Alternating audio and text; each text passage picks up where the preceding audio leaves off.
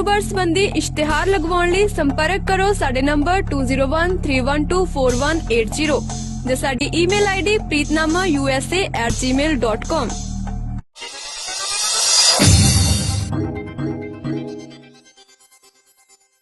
ਇਹ ਸਰ ਸਾਨੂੰ 9:43 ਤੇ ਕਾਲ ਆਈ ਸੀ ਜੀ। ਇਹ ਸਾਨੂੰ ਸੈਂਟਰੀ ਇੰਸਪੈਕਟਰ ਸਾਹਿਬ ਦੀ ਕਾਲ ਆਈ ਸੀ ਸਾਨੂੰ ਸਾਡੇ ਕੰਟਰੋਲ ਰੂਮ ਤੇ 9:43 ਤੇ। ਉਹਨਾਂ ਨੇ ਸਾਨੂੰ ਦੱਸਿਆ ਵੀ ਇੱਕ ਡੌਗ ਦਾ ਬੱਚਾ ਉੱਥੇ ਡਿੱਗਿਆ ਹੋਇਆ ਜੀ ਆਪਣੇ ਅੰਮ੍ਰਿਤਸਰ ਰੋਡ ਦੇ ਉੱਪਰ ਸੰਧੂ ਹਸਪੀਟਲ ਹੈ ਜੀ, ਉਹਦੀ ਬੈਕ ਸਾਈਡ ਛਾਉਣੀ ਹੈ ਜੀ।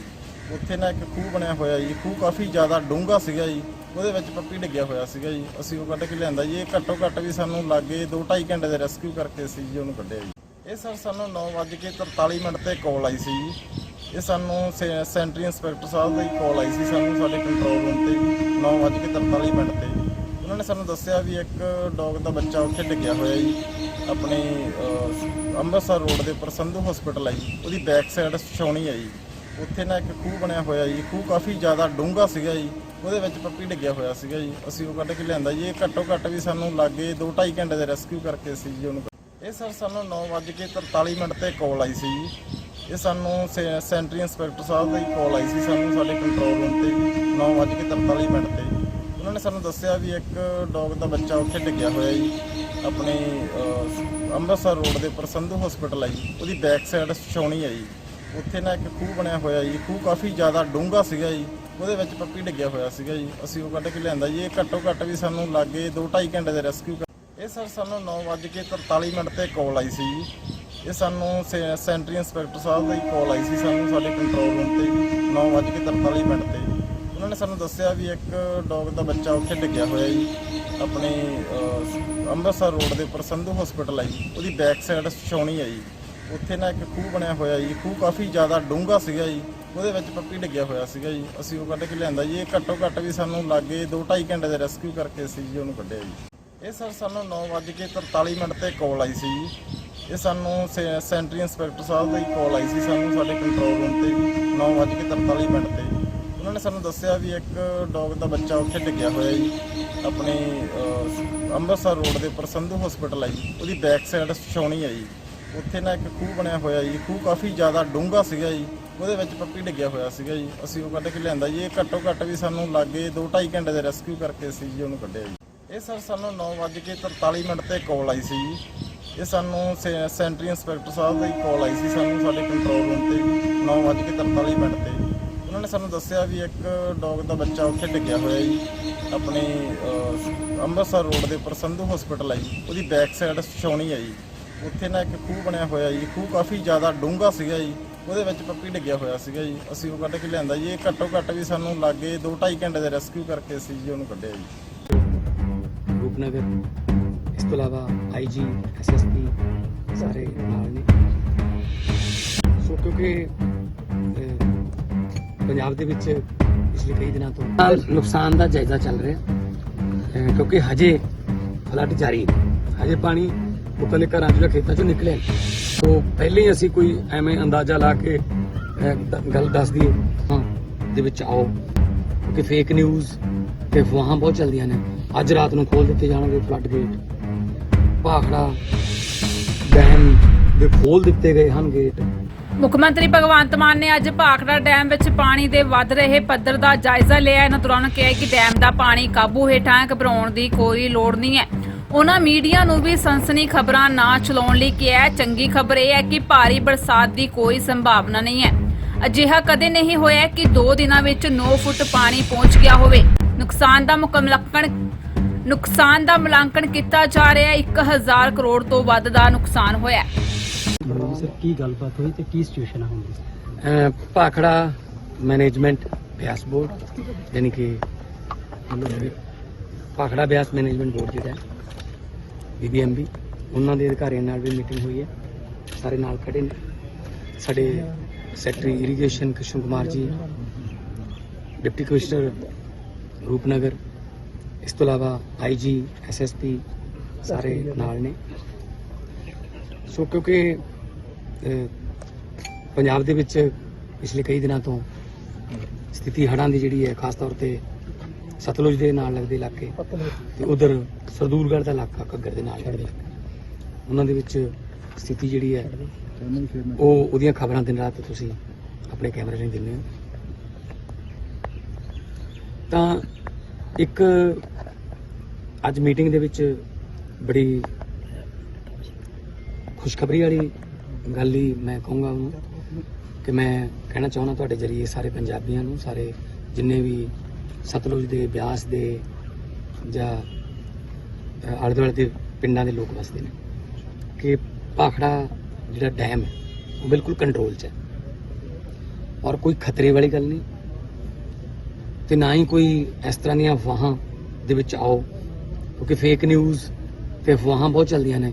ਅੱਜ ਰਾਤ ਨੂੰ ਖੋਲ ਦਿੱਤੇ ਜਾਣਗੇ ਫਲੱਡ ਗੇਟ, ਭਾਖੜਾ ਡੈਮ ਦੇ ਖੋਲ ਦਿੱਤੇ ਗਏ ਹਨ ਗੇਟ, ਸਤਲੁਜ ਰਾਤੋਂ ਰਾਤ ਕਰ ਦੇਗਾ ਮਾਰ, ਇੰਨੇ ਸੌ ਪਿੰਡ ਰਾਤੋਂ ਰਾਤ ਉੱਜੜ ਜਾਣਗੇ, ਆਉਣ ਵਾਲੀ ਹੈ ਭਾਰੀ ਤਬਾਹੀ। ਮੈਂ ਤੁਹਾਨੂੰ ਵੀ ਥੋੜੀ ਜਿਹੀ ਬੇਨਤੀ ਕਰਦਾ, ਇਸ ਤਰ੍ਹਾਂ ਦੇ ਸਨਸਨੀਖੇਜ਼ ਟਾਈਟਲ ਨਾ ਦਿਓ। ਬਿਲਕੁਲ ਕੰਟਰੋਲ ਦੇ ਵਿੱਚ ਹੈ ਭਾਖੜਾ ਡੈਮ।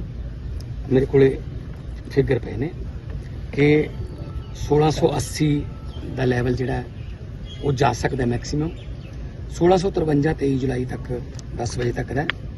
ਸੋ ਇਹਦੇ ਵਿੱਚ ਹਜੇ ਸਾਡੇ ਕੋਲੇ 26-27 ਫੁੱਟ ਹੈਗਾ ਮਾਰਜਨ। ਔਰ ਇੱਕ ਹੋਰ ਚੰਗੀ ਖਬਰ ਇਹ ਹੈ ਕਿ ਆਉਣ ਵਾਲੇ 4-5 ਦਿਨਾਂ ਤੱਕ ਪਹਾੜਾਂ ਤੇ ਜਾਂ ਇੱਧਰ ਪੰਜਾਬ ਦੇ ਵਿੱਚ ਕੋਈ ਬਾਰਿਸ਼ ਦੀ ਜਾਂ ਕੋਈ ਭਾਰੀ ਮੀਂਹ ਦੀ ਸੰਭਾਵਨਾ ਨਹੀਂ ਹੈ।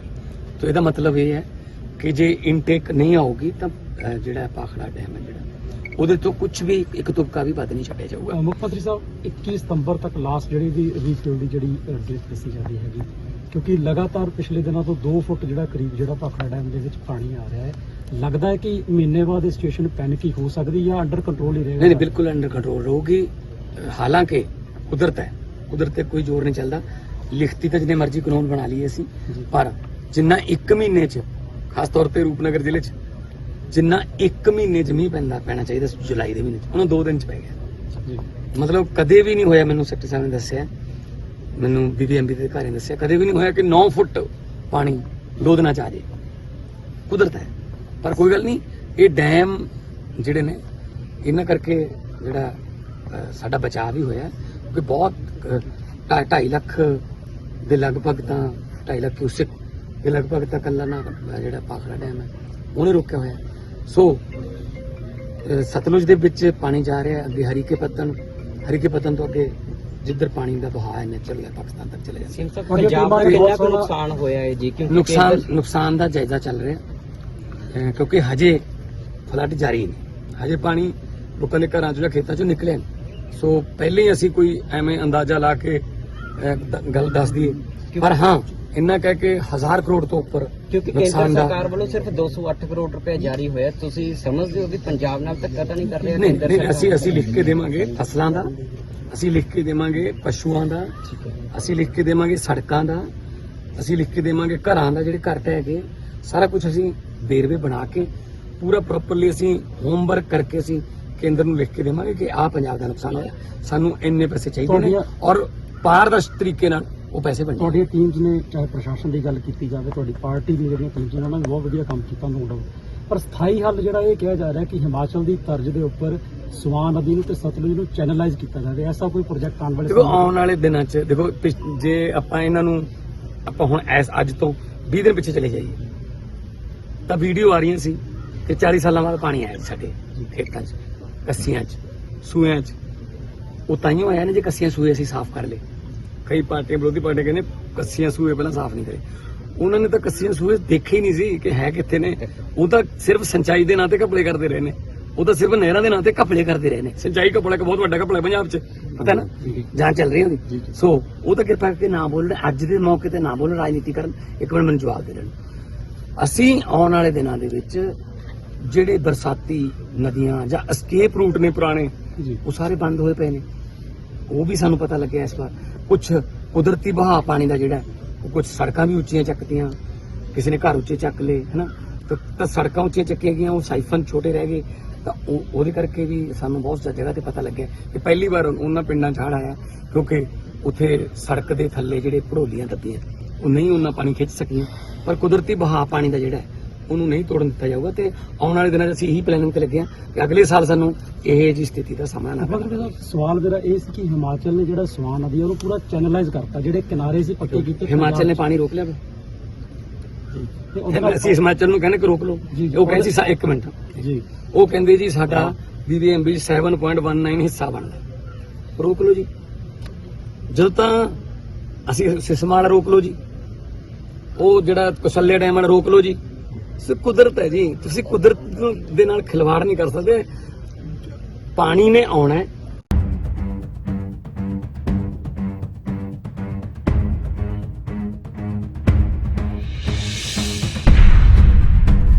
ਇਹ ਜੋ ਵੀਡੀਓ ਤੁਸੀਂ ਦੇਖ ਰਹੇ ਹੋ ਇਹ ਦਰਅਸਲ 1 ਮਹੀਨੇ ਪੁਰਾਣੀ ਵੀਡੀਓ ਹੈ ਜਿਸ ਤੇ ਅੱਜ ਕਾਰਵਾਈ ਕੀਤੀ ਗਈ ਹੈ। ਦੱਸ ਦਈਏ ਦਿੱਲੀ ਪੁਲਿਸ ਨੇ ਇੱਕ ਪੁਲਿਸ ਮੁਲਾਜ਼ਮ ਮਹੇਸ਼ ਚੰਦ ਨੂੰ ਮੁਅੱਤਲ ਕਰ ਦਿੱਤਾ ਹੈ, ਜਿਸ ਨੇ ਇੱਕ ਕੋਰੀਆਈ ਨਾਗਰਿਕ ਨੂੰ ਕਥਿਤ ਤੌਰ ਤੇ ਟ੍ਰੈਫਿਕ ਉਲੰਘਣਾ ਲਈ 5000 ਰੁਪਏ ਦਾ ਜੁਰਮਾਨਾ ਕੀਤਾ ਹੈ, ਪਰ ਉਸ ਨੂੰ ਰਸੀਦ ਨਹੀਂ ਸੀ ਦਿੱਤੀ। ਇਹ ਘਟਨਾ 1 ਮਹੀਨਾ ਪੁਰਾਣੀ ਹੈ, ਪਰ ਹੁਣ ਇਸ ਤੇ ਕਾਰਵਾਈ ਕੀਤੀ ਗਈ ਹੈ। ਦਿੱਲੀ ਪੁਲਿਸ ਨੇ ਐਤਵਾਰ ਨੂੰ ਕਿਹਾ ਹੈ ਕਿ ਦਿੱਲੀ ਪੁਲਿਸ ਦੀ ਭ੍ਰਿਸ਼ਟਾਚਾਰੀ ਪ੍ਰਤੀ ਜ਼ੀਰੋ ਟਾਲਰੈਂਸ ਦੀ ਨੀਤੀ ਹੈ। ਦਰਅਸਲ ਇਸ ਘਟਨਾ ਦੀ ਵੀਡੀਓ ਸੋਸ਼ਲ ਮੀਡੀਆ ਤੇ ਵਾਇਰਲ ਹੋ ਰਹੀ ਹੈ, ਜਿਸ ਦੀ ਸੂਚਨਾ ਮਿਲਣ ਤੇ ਦਿੱਲੀ ਪੁਲਿਸ ਨੇ ਕਾਰਵਾਈ ਕੀਤੀ ਹੈ। ਹਾਲਾਂਕਿ ਪੁਲਿਸ ਮੁਲਾਜ਼ਮ ਦਾ ਕਹਿਣਾ ਹੈ ਕਿ ਉਹ ਕੋਰੀਆਈ ਨਾਗਰਿਕ ਨੂੰ ਰਸੀਦ ਸੌਂਪਣ ਵਾਲਾ ਸੀ, ਪਰ ਇਸ ਤੋਂ ਪਹਿਲਾਂ ਹੀ ਉਹ ਉੱਥੋਂ ਚਲਾ ਗਿਆ। ਸੋਸ਼ਲ ਮੀਡੀਆ ਤੇ ਵਾਇਰਲ ਹੋਈ ਵੀਡੀਓ 'ਚ ਮਹੇਸ਼ ਚੰਦ ਨਾਂ ਦਾ ਪੁਲਿਸ ਕਰਮਚਾਰੀ ਟ੍ਰੈਫਿਕ ਨਿਯਮਾਂ ਦੀ ਉਲੰਘਣਾ ਦਾ ਹਵਾਲਾ ਦਿੰਦੇ ਹੋਏ ਕੋਰੀਆਈ ਨਾਗਰਿਕ ਨੂੰ 5000 ਰੁਪਏ ਦਾ ਭੁਗਤਾਨ ਕਰਨ ਲਈ ਕਹਿੰਦਾ ਹੈ। ਇਹ ਘਟਨਾ ਕਾਰ ਦੇ ਅੰਦਰ ਲੱਗੇ ਕੈਮਰੇ 'ਚ ਕੈਦ ਹੋ ਜਾਂਦੀ ਹੈ। ਇਸ ਵੀਡੀਓ ਵਿੱਚ ਕੋਰੀਆਈ ਨਾਗਰਿਕ ਪੁਲਿਸ ਵਾਲੇ ਨੂੰ 500 ਰੁਪਏ ਦਿੰਦਾ ਹੈ। ਇਸ ਤੇ ਪੁਲਿਸ ਵਾਲਾ ਉਸ ਨੂੰ ਸਮਝਾਉਂਦਾ ਹੈ ਕਿ ਇਹ ਜੁਰਮਾਨਾ 5000 ਰੁਪਏ ਦਾ ਹੈ, 500 ਦਾ ਨਹੀਂ।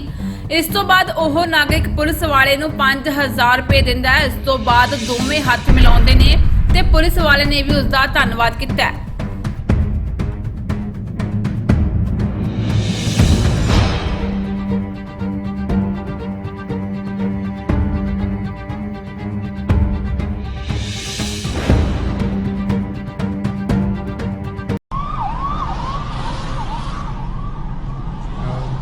How are you?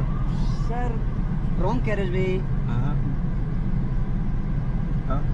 You will be driving. Oh, yeah. Wrong Okay. carriageway. Yellow line. Yes, Okay, yes. sorry. Code fine 5,000. Cash. How much? Yes. How much? Cash challan. How much? 5,000. 5,000. 5,000. 5,000. 5,500 नहीं 5,000. Yes. This Yes, one. yes. 5,000 루피를 달래요. Yes, yes. 5,000 루피면은 78,000원입니다. Yes.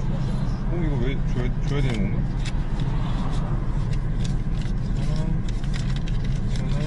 1,000원, 2,000, 3,000, 4,000. 이거 돈 다 틀리겠는데? Sorry. Sorry? Okay? Okay, thank you very much. That's enough. Okay. Thank you. Thank you. Okay. Thank you. 모르겠어요. 달라니까 줘야죠 뭐. 공권력은 여기가 워낙 강하기 때문에. Thank you. 경찰이랑은 싸울 수 없기 때문에 뭐 달라. Manipur के मामले को लेकर लगातार सवाल उठ रहे हैं। आज आप लोग उस पर प्रोटेस्ट भी करने वाले हैं, आपने इस पे नोटिस दिया है। क्या आपको उम्मीद है कि इस पे प्रधानमंत्री का स्टेटमेंट आएगा या आप लोग जो मांग कर रहे हो ऐसी कार्रवाई होगी? देखिए, पूरी देश की मांग है कि मणिपुर के विषय पर देश की सरकार और सरकार के सर्वोच्च दफ्तर में बैठे आदरणीय प्रधानमंत्री जी मणिपुर के विषय में अपनी बात रखें और देश को अवगत कराएं कि आखिर मणिपुर क्यों जल रहा है, मणिपुर में हो क्या रहा है।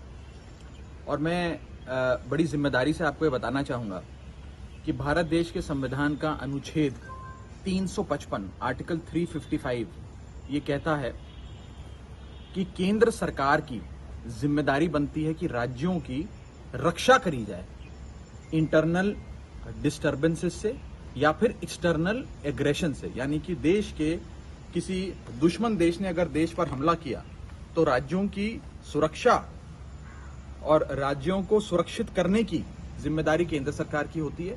या फिर राज्यों के भीतर अगर कोई अंदरूनी लड़ाई झगड़े को लेकर दो समुदायों के बीच में या दो कम्युनिटीज के बीच में अगर झगड़ा होता है तो भी केंद्र सरकार की जिम्मेदारी बनती है कि आर्टिकल 355 के हिसाब से वो राज्यों में पीस हार्मनी रिस्टोर करे।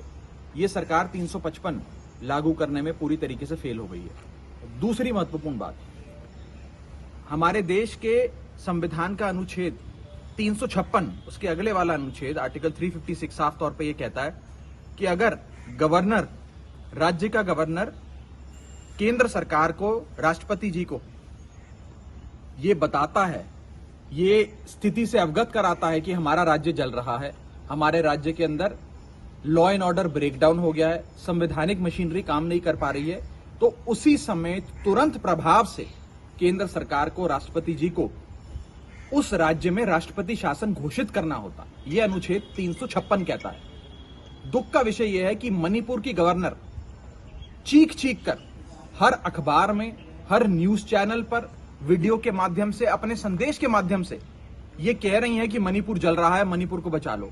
मणिपुर के अंदर हजारों लोग बेघर हो गए, न जाने कितने लोगों की मौत हो गई, मणिपुर को बचा लीजिए।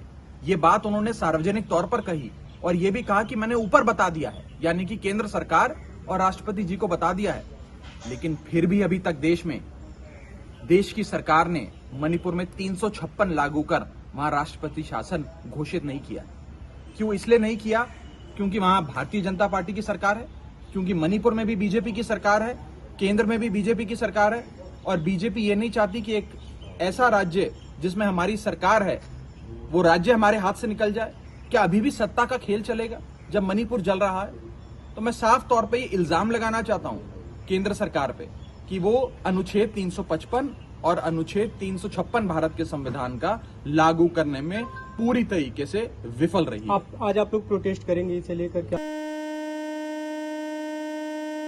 ਲੇਟੈਸਟ ਨਿਊਜ਼ ਸਭ ਤੋਂ ਪਹਿਲਾਂ ਆਪਣੇ ਫੋਨ ਤੇ ਦੇਖਣ ਲਈ ਸਾਡਾ ਚੈਨਲ ਸਬਸਕ੍ਰਾਈਬ ਕਰੋ ਅਤੇ ਨੋਟੀਫਿਕੇਸ਼ਨ ਲਈ ਬੈਲ ਆਈਕਨ ਜ਼ਰੂਰ ਦਬਾਓ।